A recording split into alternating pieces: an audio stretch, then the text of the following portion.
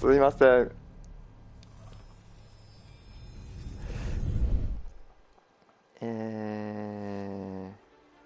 おかえりなさい。おかえりなさい。早かったですね。でもまた会えてよかった。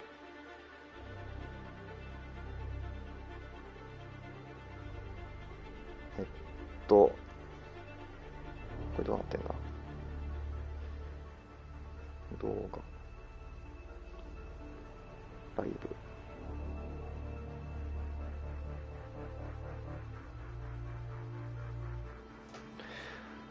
はい、すみませんでした。エラーが起こりましたすごい、アマンダの力が及んでエラーが起こりましたよくわからんけど、R2 ボタンでね、いつものように一時停止というか、スキャンモードにしようとしたんですよ。他に見るものないかなと思って。そしたらエラーで落ちました。なんでなんだろうね想定外の操作を私はしたんでしょうかね、もしかしたら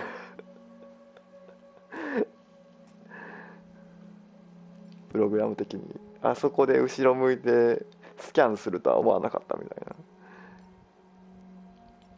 ことなんですかね。ちょっともうあそこまで行くの大変なので諦めます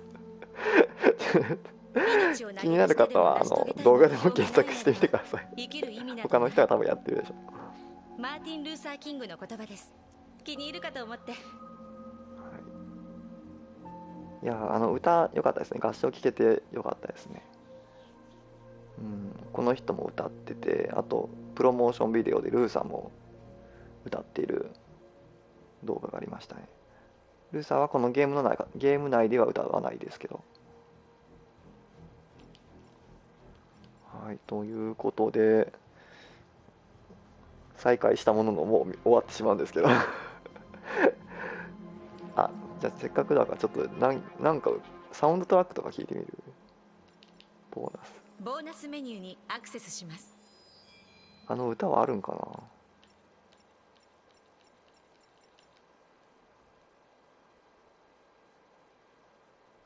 エレクトリックナイト、セットミーフリー、セットミーフリーっていうのが歌なのかな。セブンボイスGo to hell Can't leave ミンスキーテープス The chase In the cold We are people Liberation RK800 スイートファーストミッション。全然タイトル聞いてもどこのシーンなんか分からんな。セットミーフリーでもあれなんかホールドなんとか言ってたからセットミーフリーって感じじゃないよね、タイトル。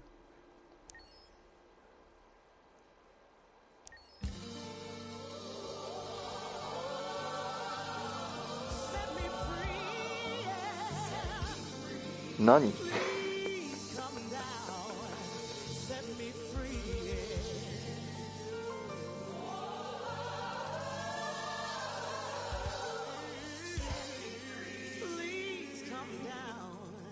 Set me free.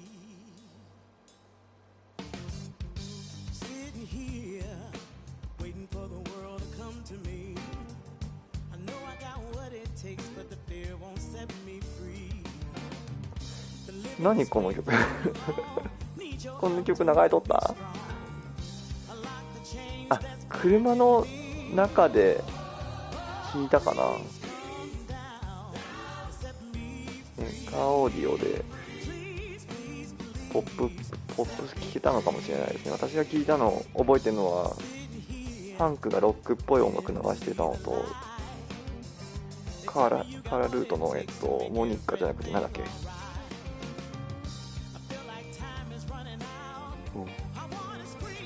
つい先ほどなのにもう忘れてた。あのお姉さんお母さん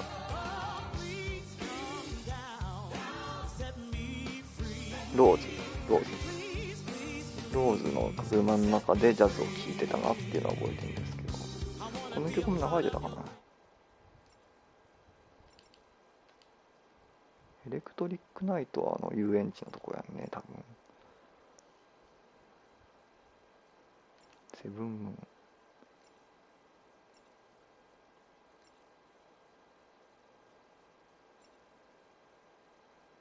チェイス。このキャラクターの顔じゃないこういう系はもしかしたら版権のある曲なんかな。版権のあるというか、ポップスを持ってきてるのかな。なんか何かしらのポップスだとか既存の曲を持ってきてるのかね。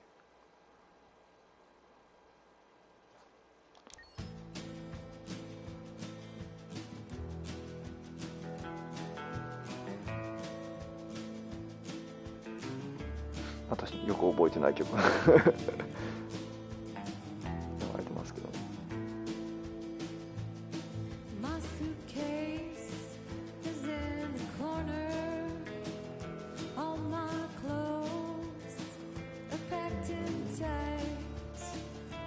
声流れたのね。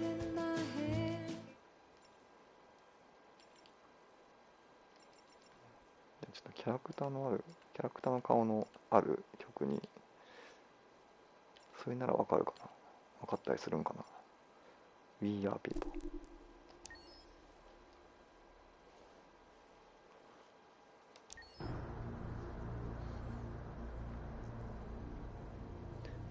映画との親和性が高いから刺激された。僕はいつもゲームの楽曲を作曲するとき、映画の楽曲を映画のような体験をしてもらうという精神に優しい。偏見と奴隷性というテーマはとても複雑で暗いけれど、マーカスの行動には強く希望と自由な思いが現れているから、音楽にも光と闇がなければならないとなかった。ジョン・パエサノパエサノ。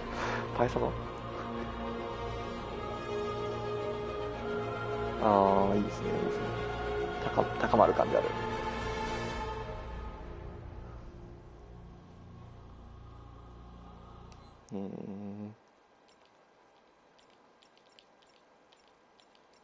これどんな曲やろ。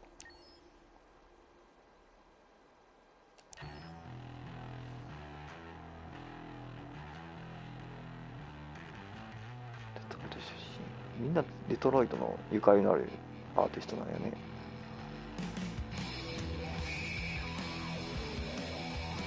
このロック、サイケロック、これはハンクの車とかにかかってたかもしれないね。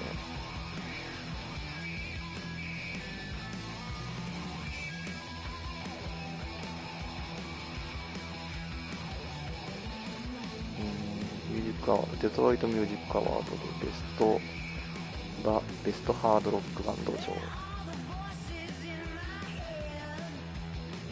インディアナポリスで開催されたパンクロックナイトアワードでベストノン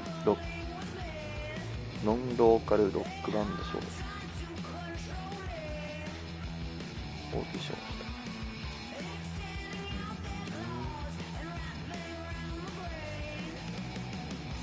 なんか別のゲームみたいね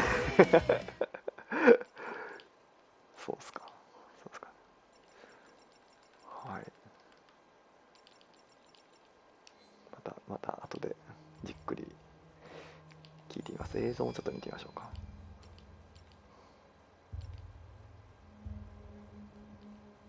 インタラクティブストーリー、制作秘話とかあるよ。ここにもサウンドトラックある。サウンドトラックの説明ってことか。ショートビデオ、これやね。ルーサーの歌の映像、これやね。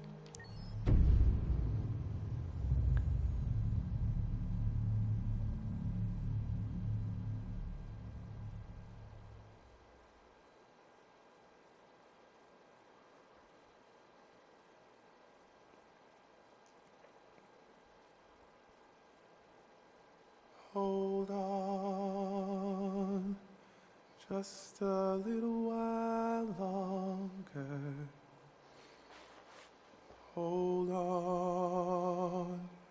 Just a little while longer. Hold on just a little while longer. Everything will be すごいリアルよね、この alright. 表情とかも。 Everything will ドラクエ be 10とかやってるとさ、その alright.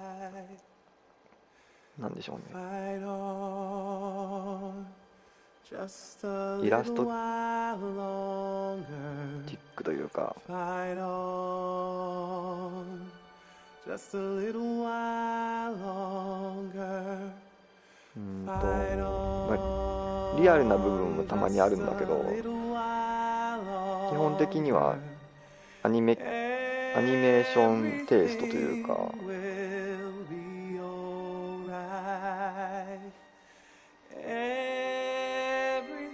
リアルではないテイストで描かれて、キャラクターとかね、表情とかも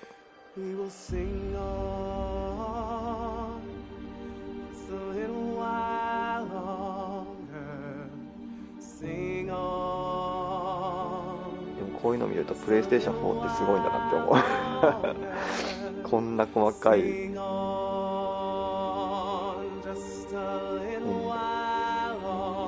なその肌の表現とか表情とか実は描けたんだなっていうのを思い知らされるよね。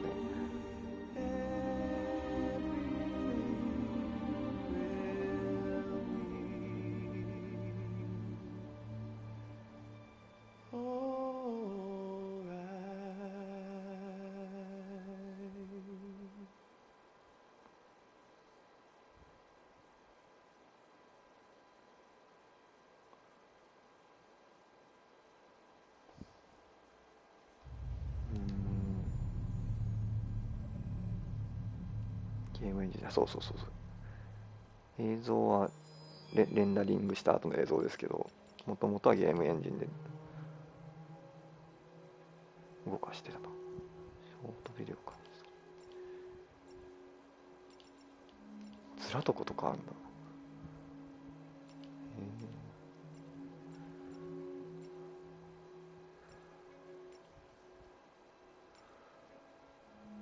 演じて、あ、中の人の話があるんやね、この辺って。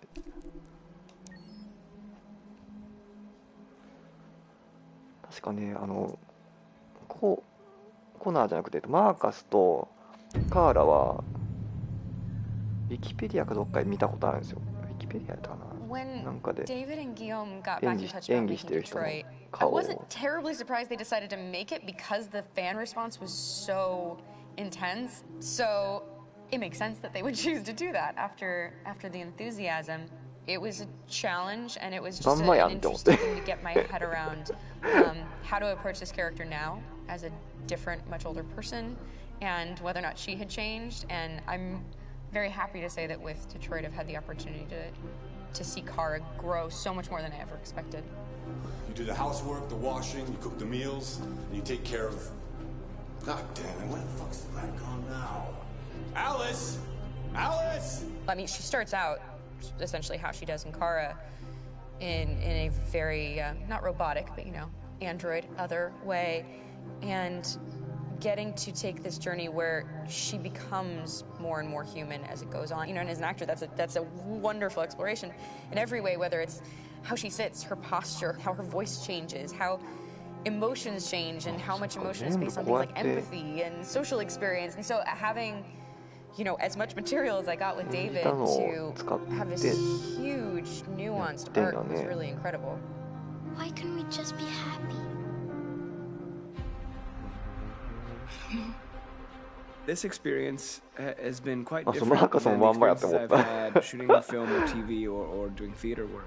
I have 83 dots on my face and, you know, really flattering black wetsuit type thing, and you're jumping around with props, and it's kind of like being a 10-year-old imaginative kid, which is fun. There's 80 cameras around us. It's already lit. So we just shoot and shoot and shoot and shoot and shoot. There's no change of sets, there's no hair and makeup, there's no wardrobe, so we move really fast. And we'll go through about 35 pages in a day. Working in TV or film, we'll probably do 6 pages a day. It's kind of acting boot camp. It's like working out constantly. I mean, you're doing this thing and then you gotta do something that's completely other back to back to back. And so that kind of process of working is very challenging, but it's also very exciting because you just have to keep coming up with new ideas, and your head goes all over the place because you're trying to keep track of basically 4 different storylines for each different response. ドラクエ10の仕草とかはもう実際に人が演じて作ってるのをなんかだいぶ前のドラクエ 10TV で言ってきましたけど、誰が演じてるかっていうのは夢を壊すか言いませんって言ってたね。 The writer or the director who's seeing this from the outside eye, he's also thinking about the player walking through this space. You know, only somebody who really, really loves not the work, but like these characters and these stories and cares about doing something meaningful would invest that much in it. And it's always inspiring to work with somebody who cares that much. My experience with motion capture is this one. And I found it sort of terrifying in a way because they said the computer's going to build you. But then as we got into it, I realized all the elements of it were still artistic. I just dipped into a really brilliant setup here. I've never seen anything like it. And this won't turn me into a product because I was playing a character. So it's wonderful. In the game, Detroit comes back because of a revolutionary industrial rebirth. And there's no reason why that can't happen in Detroit because they have such tremendous infrastructure for millions and millions of people who can very easily support, you know, a new industry. The city is really strong and resilient, but the city has also been through so much. You see the damage, but it takes that time of kind of rebuilding and reinvesting into the city that I think is happening slowly but surely. The potential of Detroit as a city is something that this game does a lot of justice to, because it would be easy to look at Detroit as some place that used to be, and that's not the case. This game provokes a lot of conversation and reflection on our potential near future engagement with コナーに対してハンクがさ、こんな間抜けの顔のアンドロイドもいるんだなっていうのは中の人にそのままぐさっと刺さるセリフよね。and have earned access to themselves and the environment around them and are trying to figure out a way to articulate how to get freedom. What was I designed to be? Their slave? Their toy? It plays with your comfort levels. You think that this is fine, you're comfortable with it, until something blurs the line and throws you off, and now do I feel differently about it? Whether this should be allowed, should it be banned, should it be encouraged? You're gonna ruin our lives, and for what? For a bunch of machines? They are not machines! They are alive! I'm alive! You're alive! They're nothing! There are lots of comparable comparisons to any type of persecution of religion, race, etc., dating way back. It can't just be a video game where you shoot 'em up or where people make these choices to do whatever. I think that's the whole point. You have the choice, and you can either choose to go in one direction with your character or another. And I think that's going to be very telling about the gamer. Very telling. I think there's going to be a really strong reaction to this game, which has such a strong perspective. I'm that much more proud of it now to get to be a part of it because it's important. In this game, you're actively building and designing the character through not just what kind of shield does he have or what color hair does she have, but like their temperament and the way they deal with problems. The different endings to this game are so radically different based off maybe seemingly insignificant choices in the moment, but like life, they all add up. And can't play life again, though.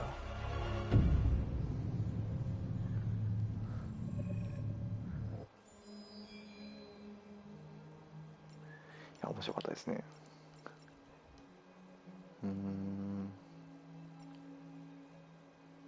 2013年にショートムービーこれ制作中ですよっていうムービーやんね。で2010結構長かったよねリリースまで。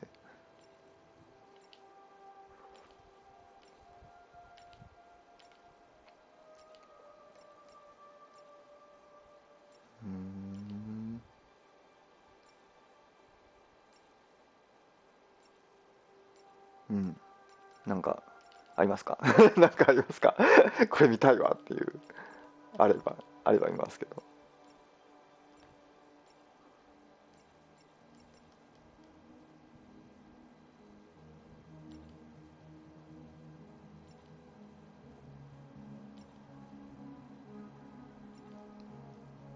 インタラクティブストーリー、制作秘話とか見とく。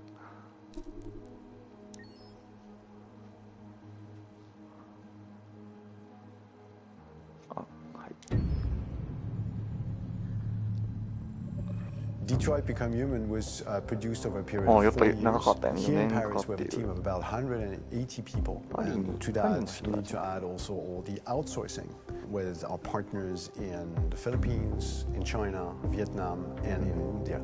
So when we started working on this story, I had to imagine where Kara was built. And for whatever reason, the city of Detroit came very quickly to my mind because it had already an incredible story by itself of history and themes. So we traveled there with the team, and we were really moved by what we saw, and we could really feel the desire to fight and really be born again. And we just continued this curve, this growth, and just imagine what Detroit would be like if the android industry was, using these huge factories to build androids there. A very strong element in Detroit is that there's a lot of industrial wasteland and a lot of nature too, and for us, the graphic designers, it was an incredible playground. The destroyed zones which we wanted to preserve, we appropriated them to turn into something else. Then in the areas that needed to be rebuilt, we were able to imagine our Detroit of the future. We didn't want to make a science fiction universe, but a world of anticipation. If we chose science fiction, we could have imagined flying cars, extraterrestrials, but those things are very far from our current everyday life. Anticipation is more about gleaning from our contemporary reality, the one we know, because Detroit is set in 2038, and 2038 is tomorrow. The difficulty we had was sticking to reality. That is to say, technology becoming more and more invisible, a lot more elegant, and at the same time, making it visual. So all the computer equipment, autonomous cars, we simply had to invent. They are in fact very technological objects, but at the same time remain very credible and ingrained in reality. To create a cohesive universe in the fashion and clothing of the human characters in 2038, I didn't want to put an accent on strange shapes, or really vibrant colors, and things we wouldn't know. That I wanted to keep for the androids. The goal was to create something familiar which we can identify with in this future setting. Working on the artistic direction for the androids was a bit special because this is a project about the place they could occupy in the human world. It was out of the question for them to be too beautiful or too perfect. They had to correspond to every social class, rich and poor. Inspired by everyday utilitarian clothes, I brought a modern touch by adding dynamic display surfaces, the armband we can see on the side, the triangle on the front and back, an LED. Like that, there's no confusion. Wait. You're sending an android? All right, now. We need to go. You can't do that. Why aren't you sending a real person? Once we cast the actors, we travel to meet them in order to scan their faces. We record the structure of their face with the scan. And we record the colors and patches of skin with photography. Once we have this information, we will use this as a basis for modeling and creating the characters. The artist will make it more realistic, but will also enrich it. He will propose ideas which we will develop together. Finally, we will have a character with character who corresponds to the project and the world. When the actors come to Quantic Dream, we show them the design, what their image will be, and what they will look like in the game. This extra information gives them another dimension and color to connect with emotionally. It helps them think about how to play their character. Your mission. That's all you care about, huh? You should consult a professional who can help you. Beat it, you hear me? Get the hell out of here! So there are 3 types of shoots at Quantic Dream. Shooting and performance capture, where you capture the whole actor, his voice, his face, and his body. These shoots are obviously done with American actors because the game's original version is in American English. After that, there are the body-only shoots, representing around 250 days of filming, while the performance capture is 100 days of filming. Now, body-only shoots, there are two types. There are the action shoots and the technical shoots, which are mokit shoots. Mokit is when the player controls a character on the screen, and he moves in an environment to explore it.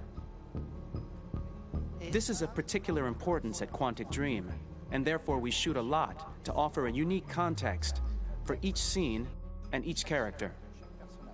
To prepare a motion capture shoot, we first get together to look at the sets we need, the animations that we want to shoot, which ones need to be grouped together, or which ones need to be cut and shot at another time, so that we get the most out of the shooting day.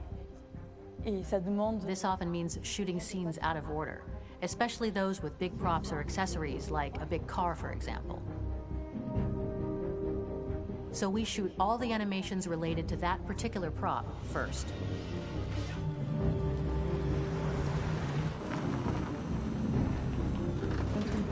The biggest challenge for the mocap team was shooting a Spider-Man mokit. We had to build a wall and attach an actor to a harness with cables so we could pull him up and render him climbing. The shooting on this game total took about, I would say, more than a year, maybe 1 and 2 years, with about 300 actors on set. So it's quite a massive production. But so much happened on this set between the stunts and the shootings with a little girl and all these great actors that we had. It was really a very, very memorable journey for the team and for myself. Today, Detroit has over 37,000 animations. When we retrieve the motion capture data, it's just a cloud of points, which represent all the markers worn by the actors.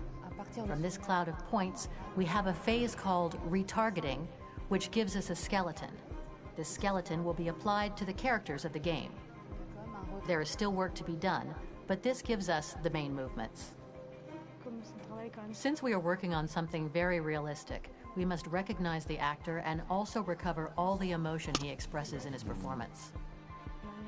We use a system of facts, an identity card for each actor. We make the actor do a whole range of facial expressions. Then we recover all the expressions and paste the animations on a puppet that Jan has prepared.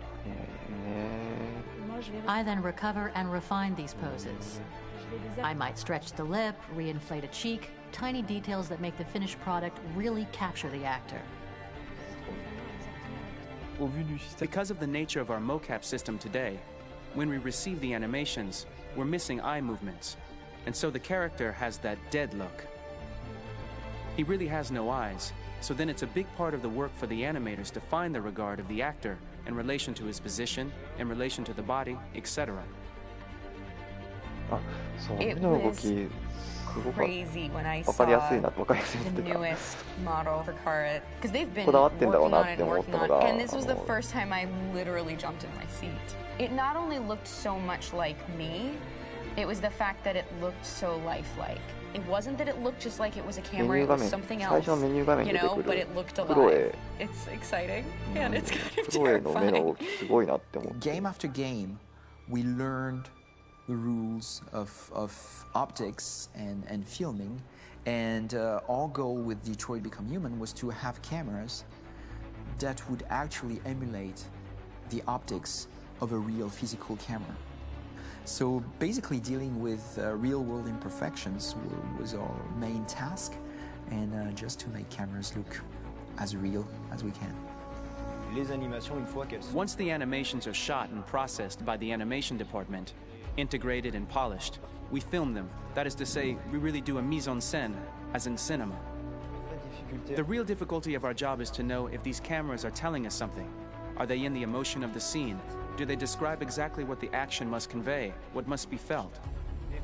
The most important challenge for me was one of the final scenes where Marcus decides to start the revolution and go to the battlefield. Very quickly, we imagined this to be a huge sequence shot. We wanted the feeling of a cameraman running behind us, while showing Marcus, the androids who help him, the person shooting at us, etc. Above all, it was necessary to say to oneself, this scene is very violent but does not glorify war. On the contrary, that war is something improbable and absurd. It was really a fun challenge. The idea was to say we have 3 characters. We would like each of them to have a specific cinematography. We wanted Kara to be much more filmed with some kind of handheld camera, to have something very living, very breathing. For Connor, we wanted something very cold and very perfect. And for Marcus, we wanted something epic and spectacular. So it was about the filming, but it was also about the photography. So we worked with the director of photography to give each character a different lighting, different key colors. Each of them would have their own worlds. And finally, we worked with the composers, so they would create a specific sound for each character, so each would have his own world and his own style.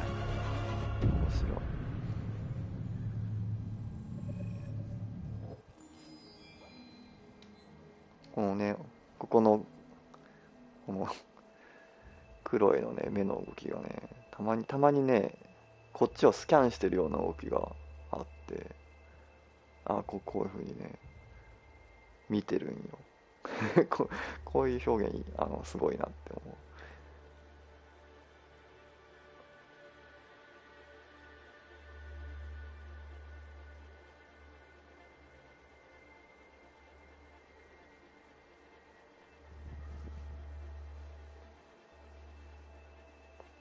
めっちゃ見てる。インテリア素敵ですねとか言うんよね。そして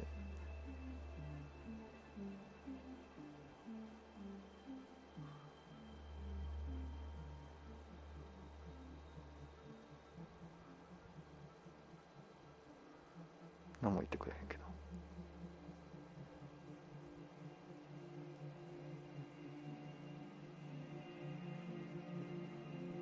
何も言ってくれんな。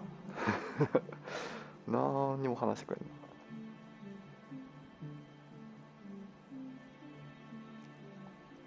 な。ちょっとニコってした。こっち見て。大事なのは生きることそのものではなく、生きる理由があるかどうかだ。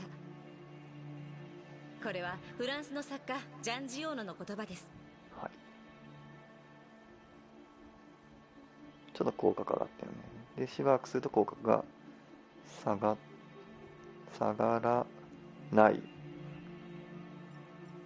今日はご機嫌ですね、この人。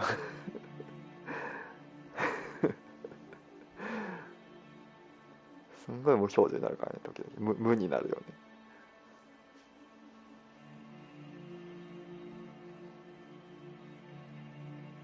はい、じゃあということで本日の配信ちょっと途中機材トラブルというかエラーが起こってしまって、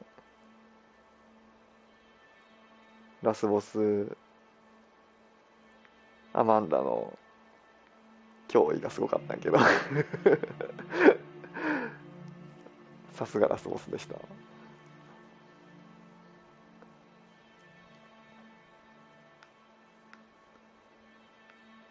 い、では今日はこの辺でお別れです。お越しいただきました皆様ありがとうございました。次回はね、以前もお伝えしたかもしれませんが、とても素敵なインテリアですね。そう、インテリアの話。性格がよく現れています。私はとても好きです。はい、ありがとうございます。